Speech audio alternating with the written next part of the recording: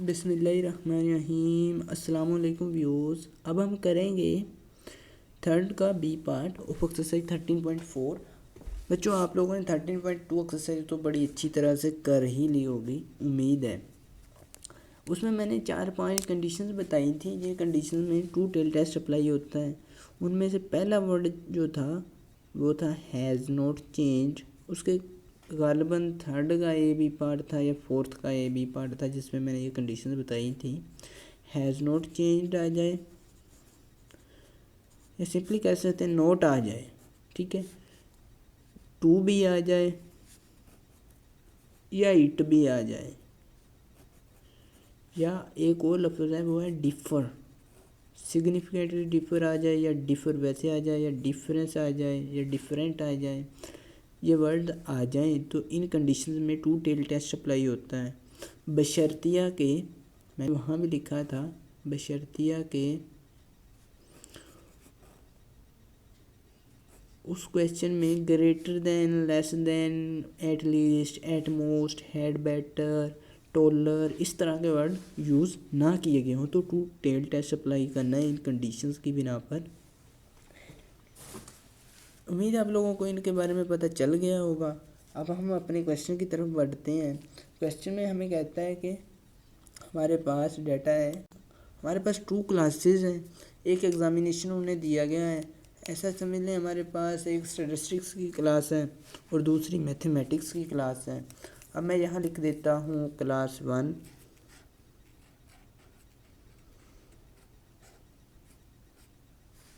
और दूसरी लिख देता हूँ क्लास 2, ठीक है।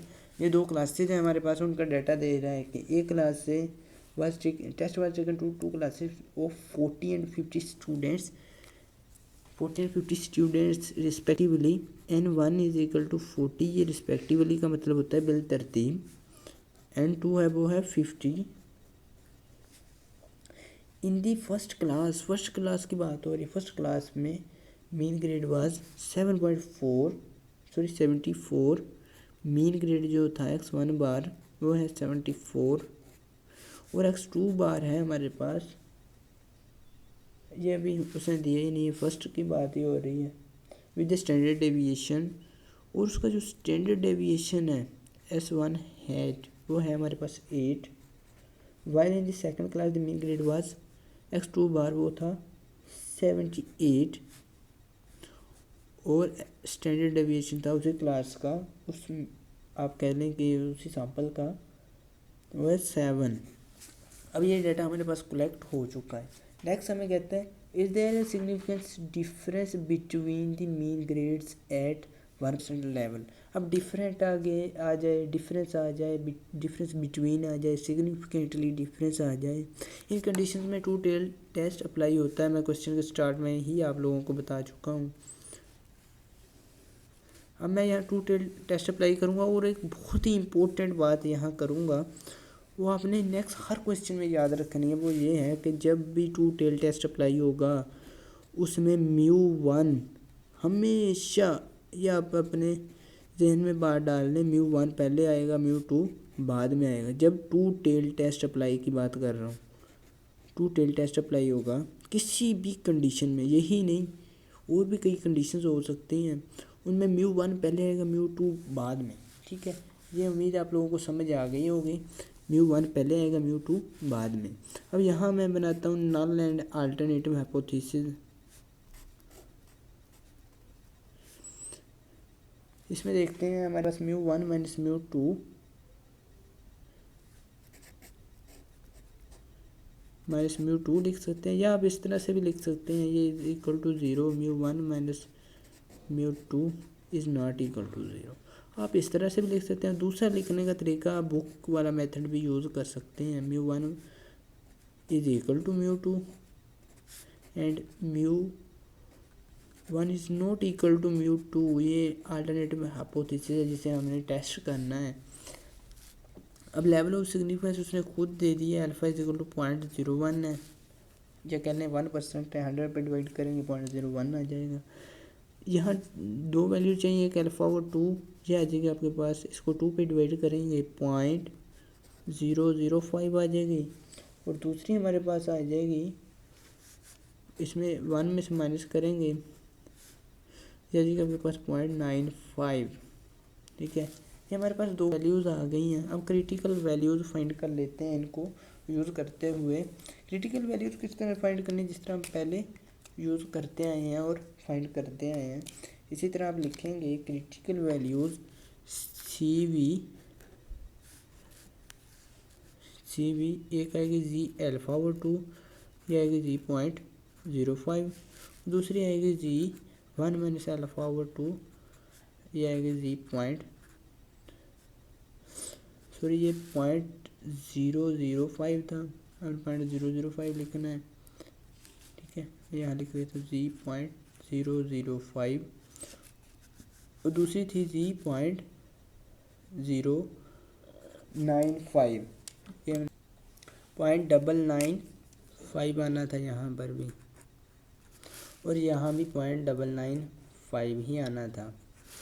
ठीक है, अब ये वैल्यूज आपने 0.99 की रो में देखना, 0.005 वाले कॉलम में आपको वैल्यूज मिलेगी। मैं भी आपके साथ देख लेता हूँ। यहाँ पर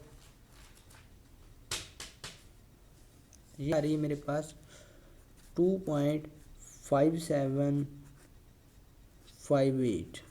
ठीक है, आपने 3 डिजिट तक फिक्स कर लेनी है। 2.576 आ जाएगी, कैलकुलेटर से कर लेनी है। मैं ऑलरेडी आप लोगों को मेथड बता चुका हूँ, और यही वैल्यू इधर आ जाएगी हमारे पास माइनस में, -2.576, क्योंकि मैं ऑलरेडी आपको पहली वीडियोस में बता चुका हूँ। वो टू टेल टेस्ट में एक वैल्यू प्लस की आती है, दूसरी माइनस की आती है। अब नेक्स्ट आ जाना है हमने यहाँ पर क्रिटिकल रीजन फाइंड करनी है। CR में लिखता हूँ, आपने क्रिटिकल रीजन लिखना है। C lies between these values. जब लेस की बात आ जाए -2.576, जब ग्रेटर की बात आए 2.576। इसके बाद क्रिटिकल रीजन के बाद डिसीजन रूल बनाएंगे। डिसीजन रूल में लिखना है यही सारी बातें। If G lies between -2.576 and 2.576, we shall reject each note, otherwise we do not reject, otherwise we don't reject each note, ये लिखेंगे। ठीक है, उसके बाद हमने यहाँ बनानी है ऑब्जर्व वैल्यू, यहाँ निकालेंगे ऑब्जर्व वैल्यू, और ये मैं नेक्स्ट यहाँ पर आके निकाल लेता हूँ राइट साइड पे इसी के। ये आ जाएगी आपके पास यहाँ पर z = x1 बार माइनस x2 बार माइनस डेल्टा नोट, या μ1 - μ2 भी लिख सकते हैं, आपकी मर्जी है। S1 head square divide by N1 plus S2 head square divide by N2। यह है कि आपके पास x1 बार था 74 - 78 माइनस 0 डिवाइड बाई, यहाँ आ जाए S1 हेड स्क्वायर 8 का स्क्वायर डिवाइड बाई N1 था 40 प्लस डिवाइड बाई 50, और ये S2 था 7 का स्क्वायर। इसको लिखने के बाद आपने कैलकुलेटर की स्क्रीन पर आ जाना है। कैलकुलेटर से करेंगे कुछ इस तरह से, या आपने एक मिनट मैं यहाँ लिख लेता हूँ, सॉरी, यहाँ आ जाए।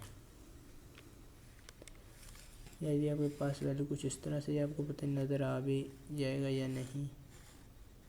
यहाँ पर मैं करता हूँ, x1 बार था 74 - 78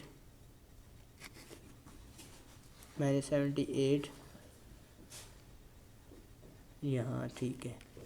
-0 करें तो भी आपकी मर्ज़ी, नहीं करना तो भी। फिर डिवाइड प्रेस करेंगे, divide by square root, into start करेंगे।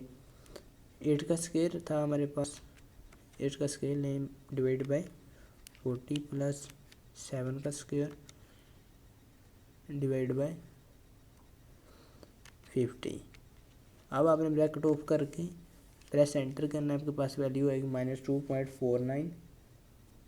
ठीक है, -2.490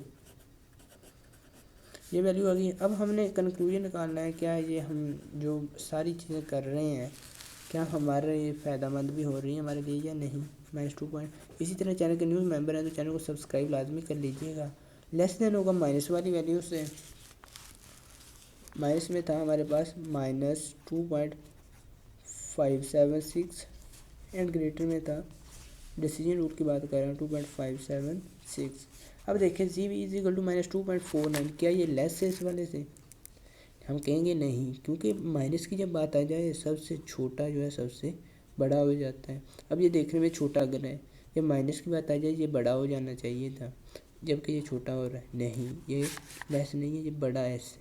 ये वाला इससे बड़ा हो सकता है, कभी भी माइनस वाला प्लस वाले से बड़ा नहीं हो सकता। लिखें Z is equal to -2.490 which is greater than -2.576 and less than 2.576। इसी तरह क्वेश्चन कंप्लीट होता है और लिखेंगे यहाँ so we don't reject H naught. Video कैसी लगी कमेंट सेक्शन में बताइएगा। चैनल के न्यू मेंबर है, चैनल को सब्सक्राइब लाजमी कर दीजिएगा। H naught in favour of H one. मिलेंगे नेक्स्ट वीडियो में एक नए लेक्चर के साथ। तब तक के लिए अपने होस्ट टेक्निकल प्रोफेसर को दीजिए इजाज़त। अल्लाह ने के बाद।